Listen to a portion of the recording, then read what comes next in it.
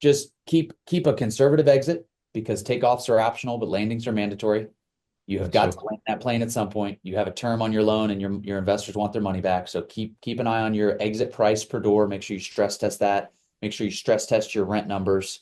Um, and then make sure those taxes and insurance numbers are in line because some people don't factor in the assessment or an Yeah. insurance increase, and then they get pinched there too. Are you looking to achieve massive success in your life without dealing with costly investment nightmares? If yes, then this is the podcast for you. Here, we provide engineers and busy professionals all the secrets and strategies to create multiple streams of income, build generational wealth, and live a meaningful life by design. Here's your host, Ted Patel. Hey everyone, this is your host Ted Patel, and welcome to this week's edition of Decoding Cashflow Podcast. I'm here with Chad, the founder of Titan Capital Group, whose path to success began with over 400 flips before transitioning to multifamily real estate. With 24 commercial acquisition, 14 syndications, Chad has built a massive portfolio of real estate. His focus his focus on value add strategy and community impact makes him a standout in his industry. So, Chad, welcome to Decoding Cashflow. It's a pleasure having you on the show. Thanks for having me, Ted. I'm looking forward to the conversation. All right. So, Chad, before we get started and dive into the niche that on your niche, can you give our listeners a little bit background about yourself? Like before you started into real estate, what did you do? What made you come to the real estate, and what's your main focus as of now? Sure. So, I went to Florida State University for college. I got degrees in finance and accounting. I love numbers. I'm a big numbers guy. So I spent a lot of time behind the spreadsheets. Out of college, actually did a little internship where I did IT staffing. So I staffed network Okay. engineers, and I was in the IT world for a little bit before I moved to Xerox, where I spent a majority of my time selling copiers door to door. I did that for a couple of years, got pretty good at it, and then ultimately decided that climbing the corporate ladder was not for me. I was really studying successful individuals, and I kept seeing real estate like that theme of wealth, and I was really kind of money motivated, still am. Um, and I saw the wealthy people, the people that had control, power. They were writing their own tickets. All of them had that common theme, which was real estate. So there was a few mentors that pushed me in that direction as well, and ultimately just I left the stable Xerox corporate world and got into entrepreneurship and real estate. So my big thing was I needed some active income because I had to replace the money that I was making selling copiers. So I Yeah. started wholesaling and fixing and flipping houses. So we did some wholesales, some fix and flips. It was a tough start at the beginning, just getting, kind of banging your head Getting to against the know the wall. industry. Yeah. Yeah, getting to know it, realizing that, the marketplace doesn't think you're special. It doesn't reward you just because you've said, "Hey, I want to do this." It Yeah. rewards activity and action and all those things. So after banging my head against the wall for a little while, I realized that, masterminds and partnerships and mentors were going to be huge for this journey. So Mhm. I latched on to a mentor. He helped me scale the business pretty significantly. We ended up doing at our highest year, we did 183 flips in one year. Total Wow. about 365 on a 3.5 year timeline, and then Mhm. created an active income problem. Right, we had a big tax problem because now that was all taxed at short-term gain. Right, so we had to offset some of that. Plus, the problem with flipping houses is there's no residual, right? It's very transactional. I love Okay. that business for making money in real estate, but as far as for creating wealth for yourself, creating passive income, residual income, or having tax benefits, single family is not the best place unless you're holding rentals. So we started buying small apartments. I bought a 14 Mhm. unit, a 21 unit, then I bought a 27 unit, and we ran out of our own cash. So then we got into syndications because I didn't want to stop buying commercial real estate. I just enjoyed it. The logical nature of my mind really liked commercial real estate. I like the numbers. I like that the value is driven by the net operating income. I like that, most of the sellers are very logical people. So, that nature of it I wanted to continue and stay in here, stay in Yeah. the commercial space. So we started doing syndications, and first one was 2.2 million, little 506B. Then we did another 506B, and then started doing some bigger ones, some 506Cs. So I bought my first deal I bought was a 14 unit. Last year we closed on a 355 unit. I got a 375 unit under contract right now, and I also have a 6 unit under contract. So I'm kind of all over the Mhm. board. All right. I have some smaller deals, ourselves that we keep in house, and then I have some bigger deals that we still do syndications on. Um, Mhm. and that's kind of where I'm at. We manage just shy of 2,000 rentals. That includes self-storage and our mobile home parks, because we have a lot of mobile home parks. We have some self-storage and mostly apartments. I have about 1,200 doors of multifamily apartments, and all of it's here in Middle Tennessee, where I live, just south of Nashville, and we have stuff in Chattanooga and kind of around Tennessee. So that's kind of where we're at Uh, now. So that's a good thing, right? All the properties are located in your vicinity. Like you can travel all the properties within few hours. Uh, Keep a Yeah, I tab mean, on it. So that's the I'm here at my headquarters in Murfreesboro. We have 850 units within a 2 mile radius of this. So like we've really focused on our market and our backyard, and you can win in your backyard. And you get a lot of economies of scale doing that too, right? So 850 units within a 2 mile radius, like we have a lot of economies of scale, having that amount of doors here. so as you mentioned right earlier, you started with fix and flips, right? Um, Yep. and then of course that's good for the active income. Uh, and to offset that active income, you need some other investment where you can get the tax benefits, everything. So you move to multifamily. Uh, tell us about the first deal that you did in multifamily. Just like how did you acquire that deal, and Yeah. do you still have it, or it's No, you sold I've it? sold that. We started buying in the late teens. And so, 2016, 17, 18, those values when we purchased were like almost double by 21, Yeah. 22. We exited about half our portfolio in 2022. Okay. And then we invested and redeployed into other deals, newer vintages, stuff like that. The first deal was a little 14 unit, and I found it. I was at a meetup, like a fix to flip kind of wholesale meetup. I think it's called REN, Real Estate Investors in Nashville. The guy I Mhm. was sitting next to, him and I were chatting it up, and I was like, "Hey, listen, we are big in the single family space, but I'm looking for apartment complexes. If you come across anything, keep me in mind." And lo and behold, 2 months later, he had a owner reach out to him directly from some direct mail that had a 14 unit that needed to liquidate, for some other personal reasons. So kind of like some distress there. And he remembered our conversation and called me. And we ended up, me, him, and another guy ended up going 33, 33, 33. We just did a joint venture on an operating agreement. It was a $750,000 purchase price. So it wasn't crazy. Um, and some of these smaller deals, like you don't have to do a full 506B syndication if you're buying a, Yeah. $1,000 apartment complex. People think it's like you have to do that. Well, we just did an operating agreement and just went 33, 33, 33. We all guaranteed the loan. And we all put up, I think we each put up like $85,000 each for the down payment. And we Mhm. bought that thing, refinanced it twice, and then sold it. So that was one of my Mhm. favorite deals that we ever did. And Did then you it do just, 1031 exchange on it after you sold it? so no, I didn't 1031 exchange, because I have so many losses that are coming from our new purchases that I'm able to just eat the gain. And then I Okay. just offset it with losses coming from new businesses and new purchases, because we have so much that comes in the pipeline. So, but All yeah, right. that was the first one. And that's, I got, once I caught that bug in commercial, I never looked back. Oh, that's great. That's great. Love it. So now, as of now, like of course you said multifamily storage units and a couple of other assets under the commercial you own, right? Which is according to you, as of now, what is the best asset you'll think? Yeah. What do you think? It's a great question. And my answer is probably not going to be what you think. Pad rent mobile home parks. Hmm. Okay. Pad rent mobile home. My mobile home parks that are pad rent are, they cash flow the best. They're the least headaches, the most passive. Nothing is ever passive, right? We say Yeah. passive, but at some point you have There's to put always a work required, anyways. Yeah.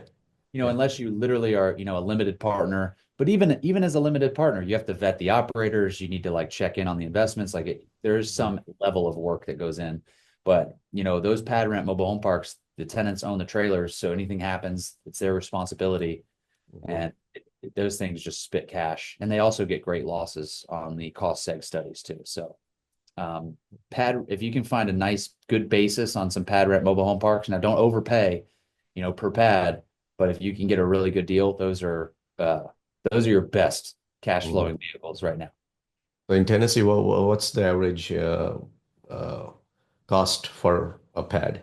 Yeah, we're paying. I try not to pay north of 25K a pad if I can. It definitely matters where it is. More tertiary, the less per pad. The Yeah. more the more urban it is in the area, the more per pad we'll pay. Like Chattanooga, in downtown, we're playing, 30,000, 35,000 a pad versus out in the boonies, we're going to be trying to pay 10 or 15,000 a pad. It definitely depends on the cash flow that is coming. Like if it's producing 250 a pad versus 595 a pad, that's a big difference in what you can pay. Yeah. But yeah, we're around, 25K a pad, depending on where the cash flow is coming in. You can maybe stretch a little bit more if they're really strong area. And normally you get about 1% of the 1% rent Yeah, of the the one total percent cost, or rule. Yeah, the 1% rule is not it's a good guiding light for yeah. sure.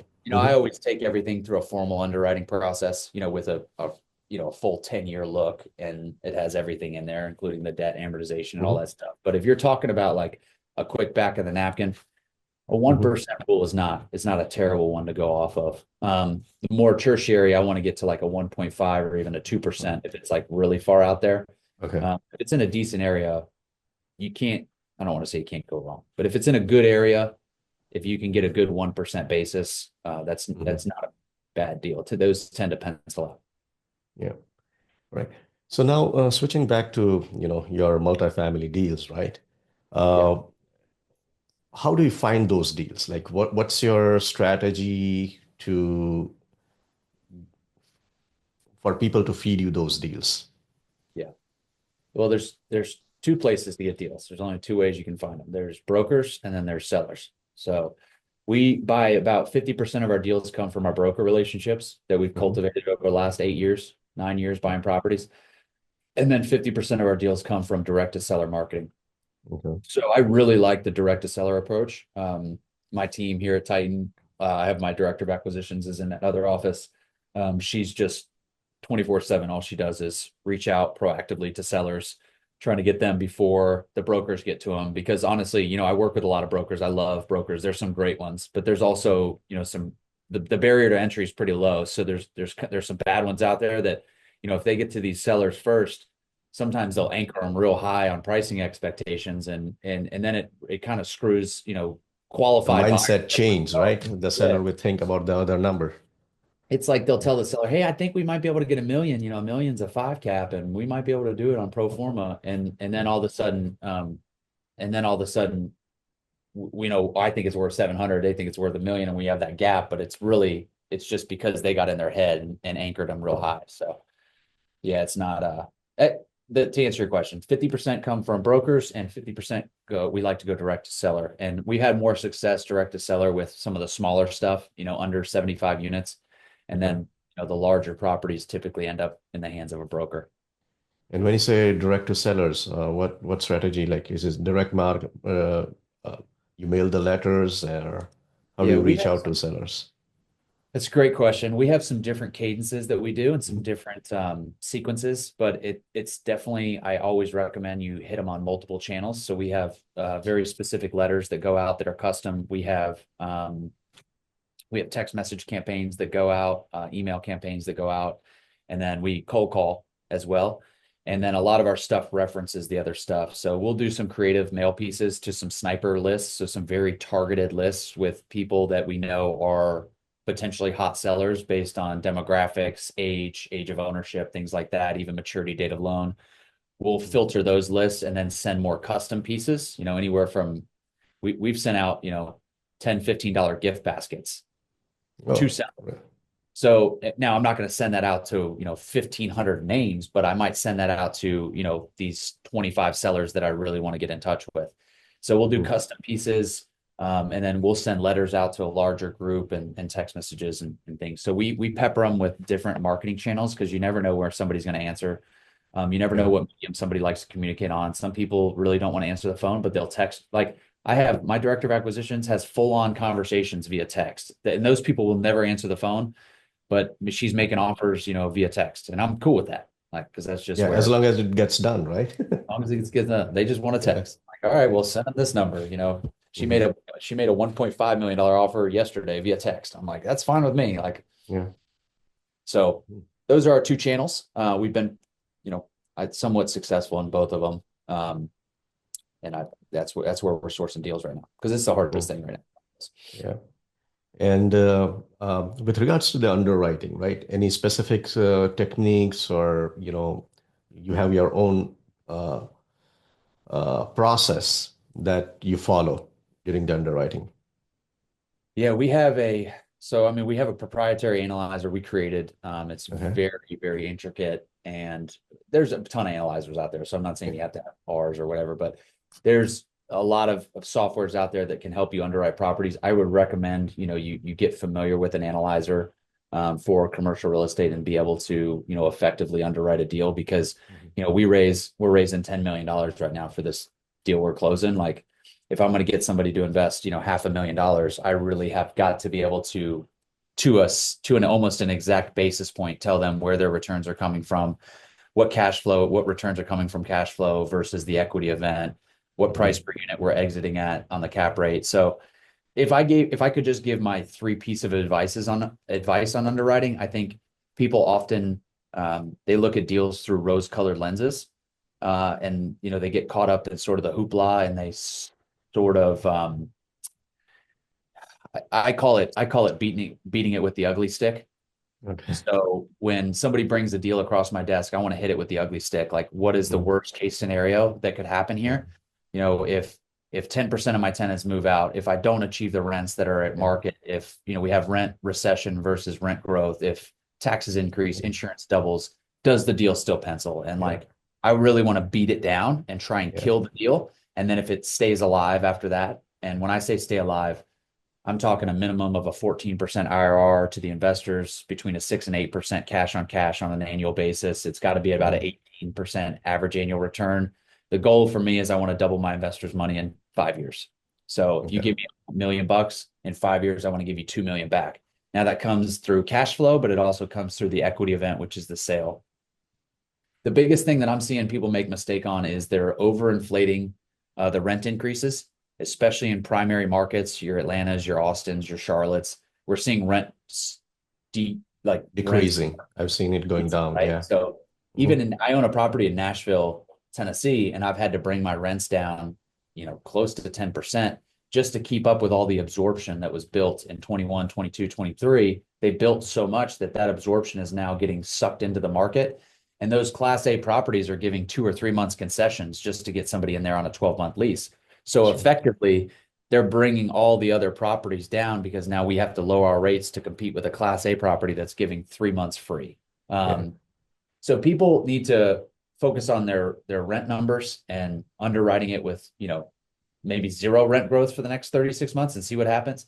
I think people also are overinflating their exit prices. So they're underwriting a deal where they enter at 100 a door and they think in 5 years they're going to exit at 170 a door.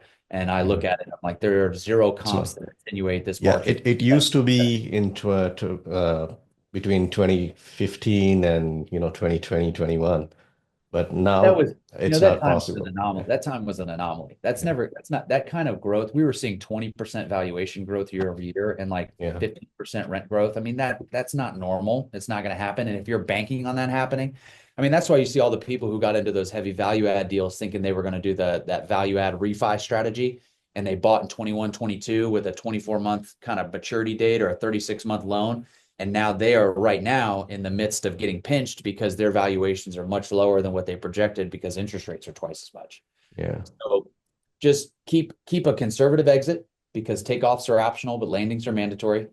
You have That's got to it. land that plane at some point. You have a term on your loan and your investors want their money back. So keep an eye on your exit price per door. Make sure you stress test that. Make sure you stress test your rent numbers. Um, and then make sure those taxes and insurance numbers are in line because some people don't factor in the assessment or an Yeah. insurance increase and then they get pinched there too. So uh conservatively underwrite right now. That's a really great advice. Yeah, love it. So the other thing is about the value add. What are the different strategies you implement to do the value add on your property? So there's only two ways to add value. When we say value add, like in commercial real estate, adding value is increasing the net operating income. That increases the value. It's a direct reflector of the value. We all understand that. So if I'm going to increase the net operating income, I can only do it two ways. I can increase top line income or I can decrease expenses. So we kind of focus on a two-pronged approach. On a Mhm. value add deal, like you're not always going to be able to just come in and raise rents. People think like, oh, I'm Yeah. just going to go in and raise the rents. Well, it's not that easy.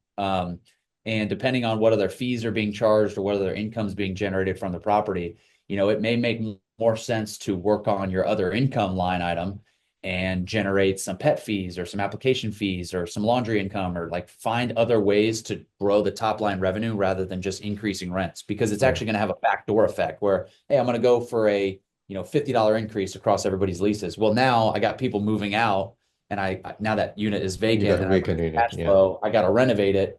Now I got to put $5,000 into it. And it takes me, it's like, well, you really didn't actually increase anything.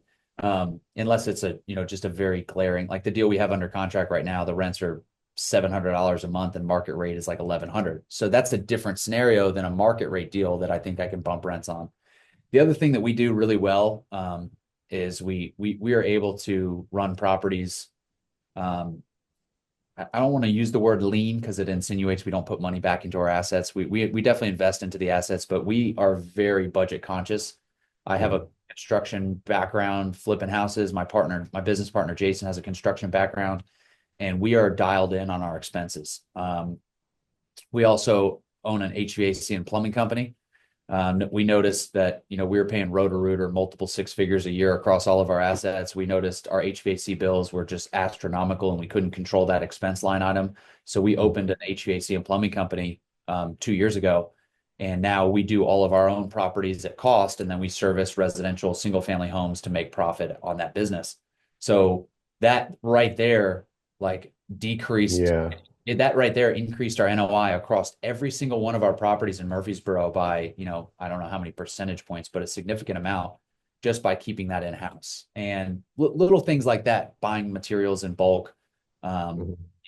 having multiple, that's why I said economies of scale earlier, because when you can buy 10 refrigerators versus one, or, 100 or 10,000 square feet of flooring versus 1,000, you get discounts and things like that. And that all factors into increasing your NOI. And that's how you implement a value add. There's a lot of, I mean, I can spend hours talking about all the different little things we do, but it's like figure out how to increase income, and it's not necessarily raise rents, and then figure out how to streamline your expenses and stop spending crazy money on the expense line items.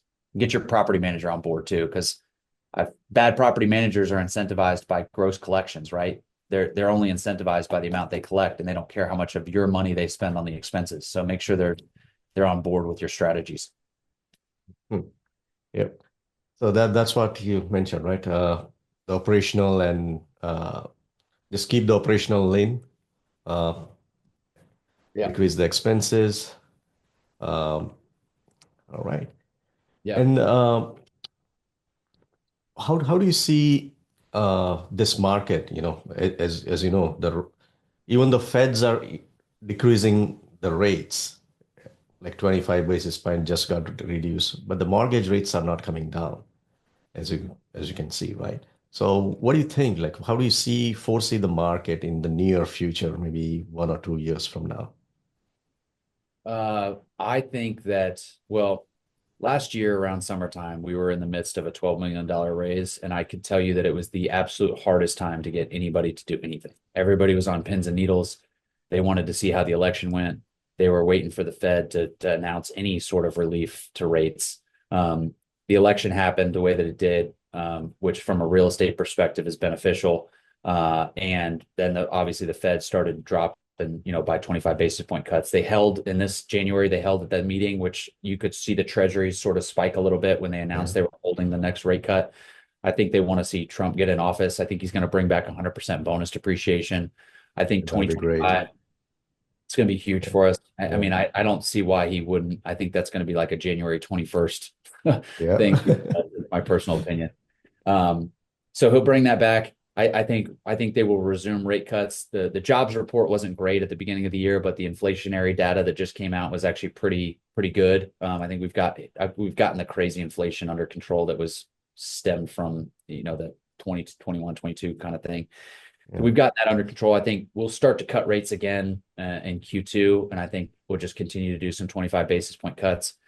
I'm telling everybody right now, I mean, if you can lock sub 6% debt right now, you should lock it, because there's no guarantees that rates are going to continue to come down, and they could blast through this treasury could blast through this ceiling of 5% where it was end of last year, and it could go to 7, 8, 9. I mean, we're no stranger to double-digit interest rates. It happened in the 80s. So to think that's not possible is ignorant. I don't think that's going to happen. I think we are going to see a bull run for the next 4 years. I think rates will come back down into a nice 3.5% environment on the treasuries. So mortgage rates will be around 4.5%, 5%, depending on the spread. And I think you should lock as much fixed rate debt as you possibly can that has 7-year terms on it. Anything with no 2-year terms, 3-year terms, but you should have 5, 7, 10-year terms on it. And if you can lock sub 6% debt right now, that's a good lock. Don't sit on the sidelines waiting for it to come down further. I mean, you can, but I'm not a CPA or anything, but as long as the deal pencils out and you can lock these rates, and you can always refinance it once it comes down. So that's the thing. Yeah. And don't get too focused on I see people get way too focused on the interest rate. Like if your deal, like you said, if your deal pencils, it pencils. Like I don't care if the interest is 6% or 8%. Or 8%, exactly. If the deal pencils, it pencils, and I can cash flow and cover my investors. So just focus on doing good deals. The interest rate is what it is. You have that information. So I see too many people like sitting on the sidelines, like I'm going to wait for rates to come down. Well, you probably passed on 4 or 5 deals that might have worked just because you think you're going to get another 3.5% interest rate. I don't think they'll ever get that low ever again. No way. Those days are gone, No. Unless there is any major shift in the economy, I think we put too black swan event or something like that. Yeah, no way. So we'll see. Nobody's got a crystal ball. We'll see where it goes. And let's touch base upon the investors' relationship now, right? I'm just switching the gears back to the deals. So how do you maintain what are the crucial steps or things to keep in mind to maintain the investor relationship and increase the investors, right? To get more investors in your funnel. Yeah, so that's a great question. On the investor relationships, so we use a software called Invest Next. That's our software that basically is the portal, so they can see their money distributions, their K1s, ACHs, everything goes through the portal. So it's important to look professional when it comes to that standpoint. You don't want to be just doing emails and Excel spreadsheet guy. It's especially when you get to this level, you do a couple smaller ones, you can get away with it, but we have, I think, $45 million of investors' capital that's deployed into our deals, into our projects. So they want to be able to track all the projects they're invested in, everything like that.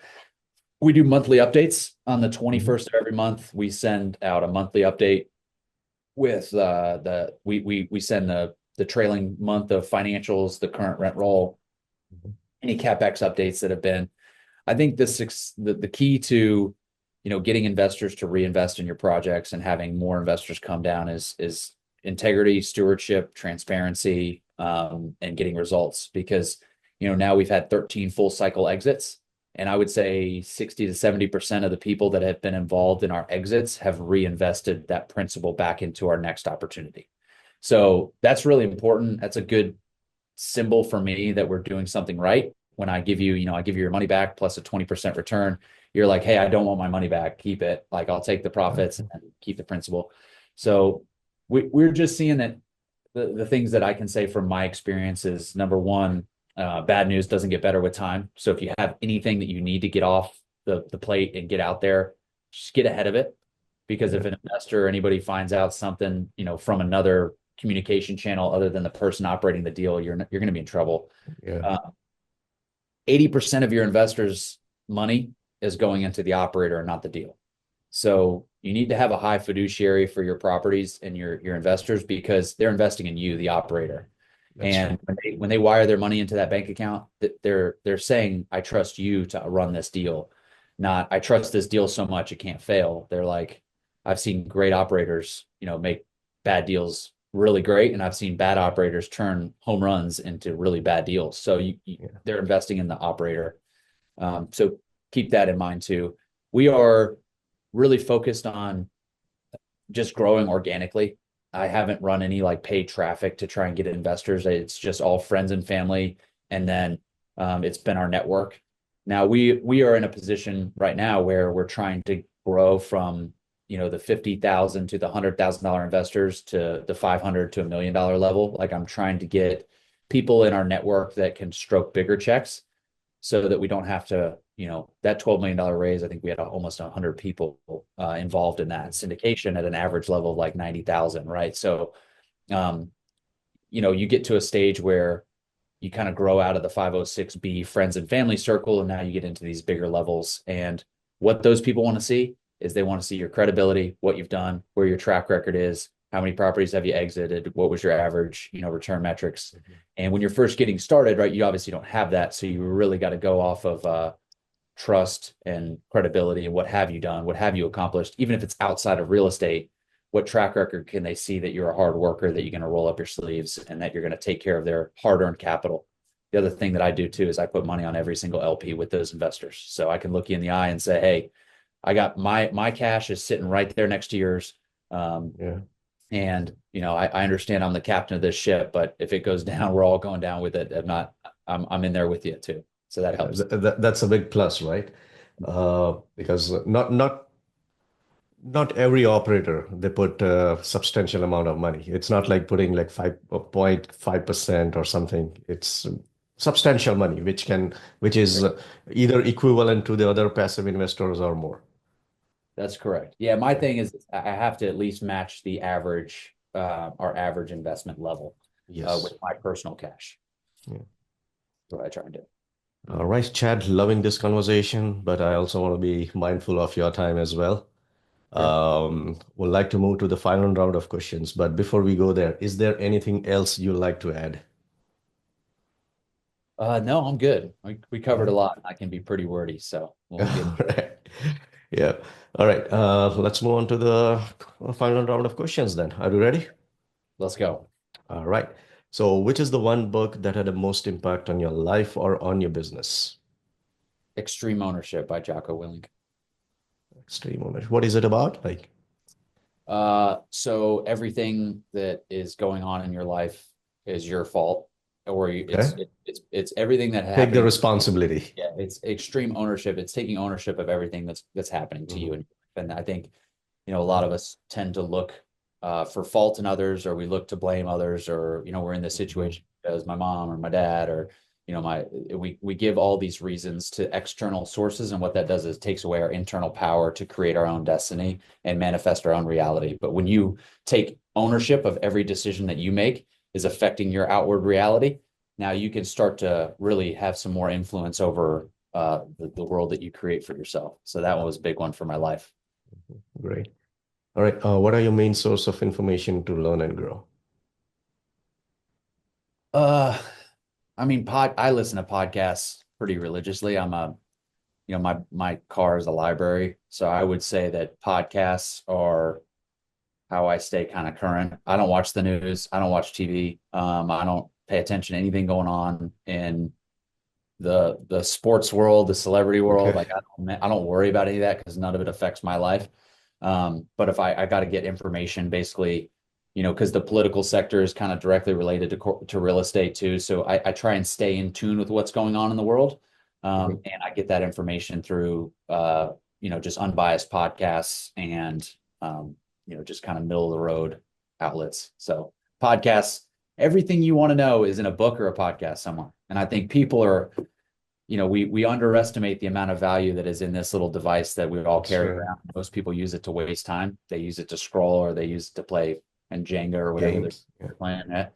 But literally every question that you could ever ask, how to create wealth, how to build, how to start in real estate, it's all in a blueprint, in a book, or on a podcast or somewhere. And so It's just just a matter of how you can implement that.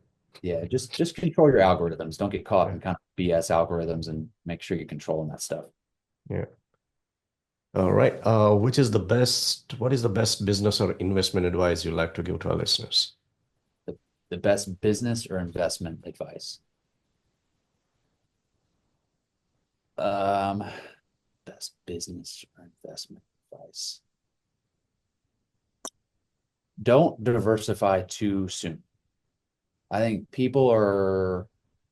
are trying to do too many things at once, and they think like diversification is this like hot word. And what I really think most people need to focus on is how to increase their income, and how to do so with one vehicle, one lane, and like focus on one thing until you can stack so much cash that then you have time to go diversify. People are like, I get people that come to me, they're like, I got 10 grand. Like, what should I do? I'm like, you don't have enough money to make a difference. Like, you need to go put that 10 grand back into yourself, go learn more skills, become more valuable so you can go out and make 100 grand.